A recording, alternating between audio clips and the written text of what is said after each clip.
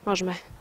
Teraz si povieme niečo o tom, ako urobiť obrat na lonžke.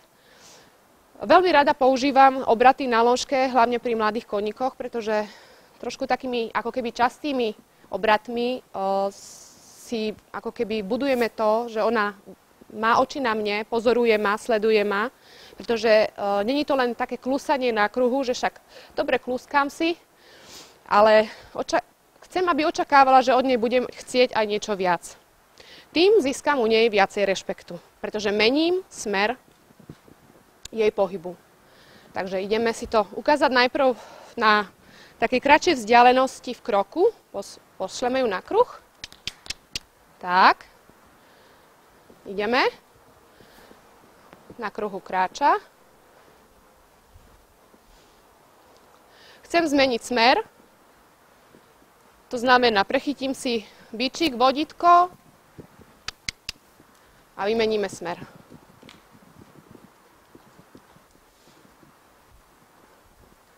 Teraz ju požiadam trošku o klus, urobíme si to v kluse.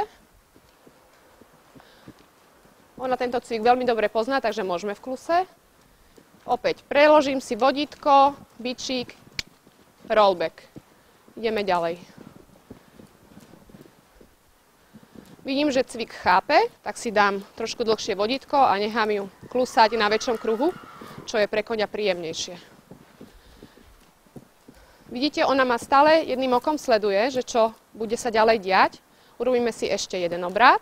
To znamená bičík, vodítko, hop, otočí sa, klusa ďalej. Takže cvik urobila veľmi pekne, takže jej dáme pauzu. Zastavíme, pochválime. Hodná baba, hodná, tak, dobre.